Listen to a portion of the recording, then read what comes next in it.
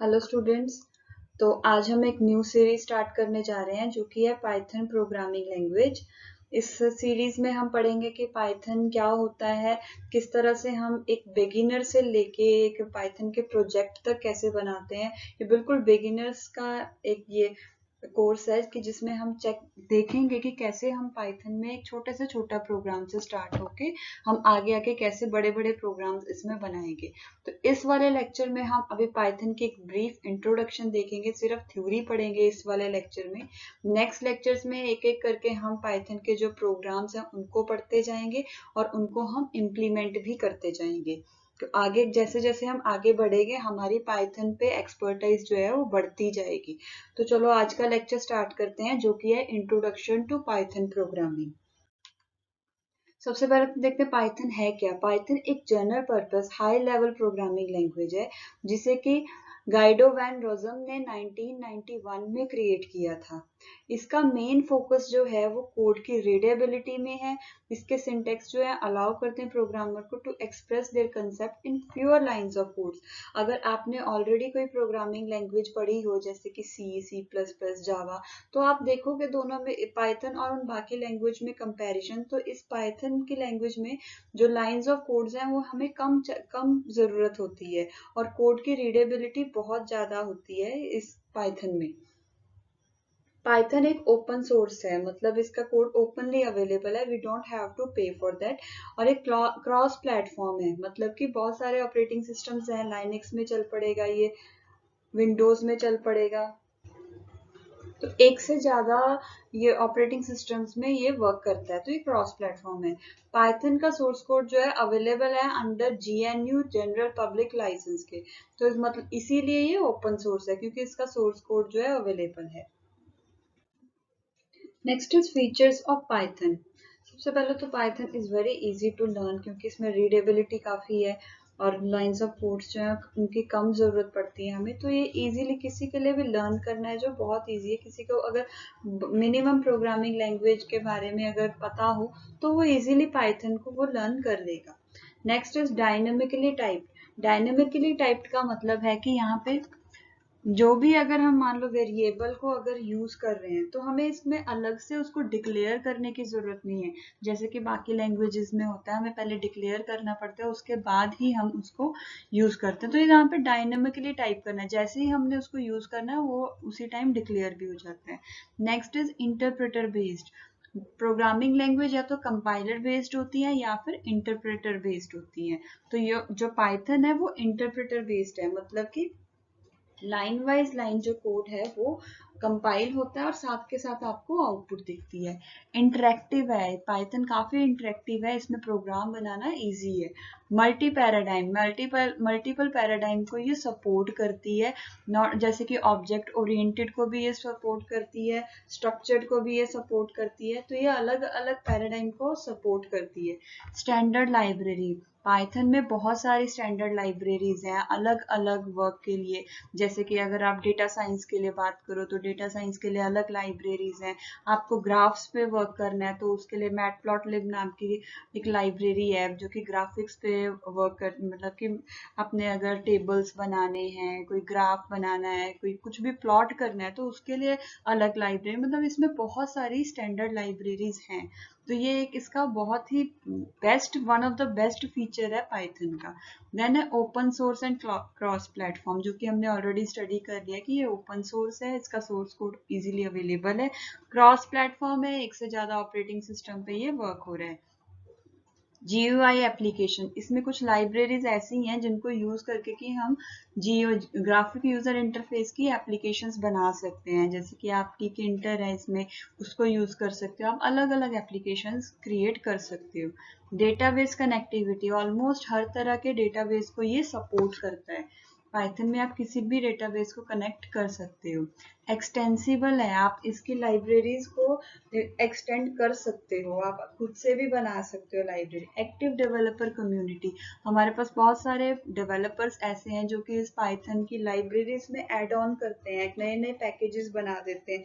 तो मतलब एक एक्टिव डेवलपर कम्युनिटी है पाइथन की। नेक्स्ट है पाइथन एप्लीकेशन एरियाज। कहाँ कहाँ पे पाइथन जो है वो यूज होती है। सबसे पहले तो ये डेटा साइंस में ये बहुत ज़्यादा यूज होती है। इसमें कई सारी लाइब्रेरीज ऐसी हैं जो कि आप यूज करके डेटा को आगे डेटा साइंस की तरह आप यूज कर सकते हो। देन है मशीन लर्निंग के लिए भी इसमें बहुत सारी लाइब्रेरीज ऐसे हैं, इसीलिए पाइथन जो है डेटा साइंस मशीन लर्निंग के लिए बहुत ज़्यादा यूज की जाती है। वेब डेवलपमेंट कर सकते हो आप using the Python. Web development area में भी आप पाइथन की हेल्प से वेबसाइट वगैरह डेवलप कर सकते हो। कंप्यूटर विजन के लिए, इमेज प्रोसेसिंग के लिए इसमें अलग से लाइब्रेरीज हैं कि आप इमेज प्रोसेसिंग भी कर सकते हो। देन आईओटी के लिए एम्बेडेड सिस्टम्स में पाइथन यूज होती है। जॉब शेड्यूलिंग एंड ऑटोमेशन में यूज होती है। ग्राफिक यूजर डेस्कटॉप की ग्राफिक यूजर इंटरफेस एप्लीकेशन में जो है पाइथन को हम यूज करते हैं। ऐसी एप्लीकेशंस बनाने के लिए हम यूज करते हैं। कंसोल बेस्ड एप्लीकेशन के लिए हम क्यूटी एक है, क्यूटी को हम यूज कर सकते हैं कंसोल बेस्ड एप्लीकेशंस बनाने के लिए। कैड एप्लीकेशंस के लिए इसमें लाइब्रेरीज हैं।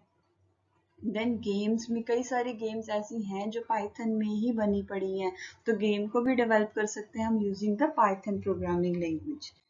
नेक्स्ट एडवांटेजेस क्या है? Presence of third party modules. इसमें बहुत सारी थर्ड पार्टी मॉड्यूल्स हैं जिनकी हेल्प से हम अपने प्रोजेक्ट्स को, बड़े बड़े प्रोजेक्ट्स हम पाइथन में इजीली बना सकते हैं। इसमें लाइब्रेरीज हैं। लाइब्रेरीज हमारे प्रोजेक्ट को बनाने में बहुत हेल्पफुल करती हैं। हम बड़े प्रोजेक्ट को कम ड्यूरेशन में बना पाते हैं क्योंकि ऑलरेडी हमारे पास सपोर्टेड लाइब्रेरीज अवेलेबल होती हैं। ओपन सोर्स है, कुछ कहीं हमें पे नहीं करना पड़ता है। लार्ज एक्टिव कम्युनिटी बेस है। कम्युनिटी हमारे पास एक एक्टिव कम्युनिटी हमारे पास है यहाँ पे पाइथन को लेकर के, जो कि हेल्प करती रहती है और लाइब्रेरीज को एक्सटेंड करती रहती है। वर्सेटाइल है, ये इजी टू लर्न है। ये तो इसका मेन फोकस है पाइथन का कि इसकी रीडेबिलिटी बहुत अच्छी है, इसको लर्न करना, इसमें प्रोग्राम राइट करना बहुत इजी है। यूजर फ्रेंडली डेटा स्ट्रक्चर्स हैं इसमें। डायनेमिकली टाइप्ड लैंग्वेज है, मतलब कि जिस टाइम पे हम यूज कर रहे हैं किसी भी वेरिएबल को, उसी टाइम पे वो असाइन हो रही है, उसी टाइम पे वो डिक्लेयर हो रही है, मतलब डायनामिकली है ये। पोर्टेबल है, इंटरेक्टिव है। आईओटी के लिए अपॉर्चुनिटीज है, मतलब आईओटी के लिए भी हम इसको यूज कर सकते हैं। इंटरप्रेटेड लैंग्वेज है, हर एक लाइन बाय लाइन जो है इसमें कोड जो है इंटरप्रेट होता है, तो इसलिए इसको इंटरप्रेटेड लैंग्वेज भी कहते हैं। तो ये इसकी कुछ एडवांटेजेस हैं। कुछ डिसएडवांटेजेस भी होंगे ऑब्वियसली, हर एक के कुछ प्रॉस और कॉन्स तो होते ही हैं। लेट्स सी कि डिसएडवांटेज क्या है। फर्स्ट ऑफ ऑल इसकी परफॉर्मेंस पर, क्योंकि एक इंटरप्रेटेड लैंग्वेज है, लाइन बाय लाइन जो है इसमें एक एक लाइन कर, ऐसा नहीं है कि पूरा प्रोग्राम एक बार में कंपाइल होगा, नहीं, लाइन बाय लाइन होगा, तो कहीं ना कहीं परफॉर्मेंस में भी इसमें है। देन ग्लोबल इंटरप्रेटर लॉक है, वही है कि अगर हम इंटरप्रेटर इसमें यूज कर रहे हैं, इंटरप्रेट हो रही है एक एक करके लाइन, तो वो भी कहीं ना कहीं एक डिसएडवांटेज है। मेमोरी कंजप्शन, कई बार मोस्टली जो प्रोजेक्ट है उसके लिए इसको मेमोरी ज़्यादा की ज़रूरत पड़ती है। मोस्टली जब हमें किसी लार्ज ह्यूज डेटा पे वर्क कर रहे होते हैं, तो ह्यूज डेटा के लिए को प्रोसेस करने के लिए हमें मेमोरी कंजप्शन ज़्यादा चाहिए होती है पाइथन के लिए। डायनेमिकली टाइप्ड है, हम पहले से ही कोई स्टैटिकली यहाँ पे नहीं यहाँ पे रख सकते हैं, तो ये कहीं कई बार ये डिसएडवांटेज भी होती है। ऑल्दो ये इतना बड़ा डिसएडवांटेज नहीं है, इसकी एडवांटेजेस ज़्यादा है as compare to disadvantage.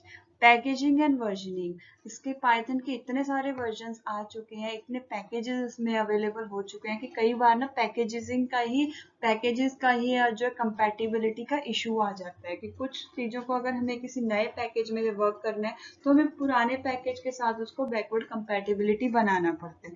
Steep learning curve, अब जिसने पाइथन सीखनी है उसको थोड़ा बहुत तो प्रोग्रामिंग लैंग्वेज के बारे में इंफॉर्मेशन होनी जरूरी है, चाहे वो सी है, सी प्लस प्लस, जावा, कोई भी है प्रोग्रामिंग लैंग्वेज। तो एक स्टीप लर्निंग कर्व है, मतलब बिल्कुल न्यू यूजर जो है उसके लिए एक डिसएडवांटेज है पाइथन को लर्न करना।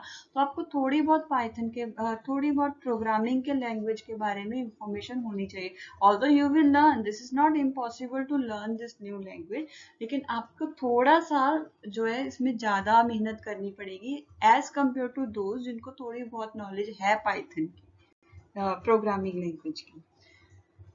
तो ये था अभी तक जो अभी हमने पढ़ा पाइथन के बारे में कि पाइथन क्या होता है। अब नेक्स्ट लेक्चर से हम पाइथन के बेसिक्स प्रोग्राम से करना स्टार्ट करेंगे। बेसिक डेटा टाइप्स क्या होते हैं, वेरिएबल्स क्या होते हैं, किस तरह से इनको यूज करना है, किस तरह से यहाँ पे प्रिंट करनी है कोई भी वैल्यू को, तो वो हम नेक्स्ट लेक्चर में पढ़ेंगे।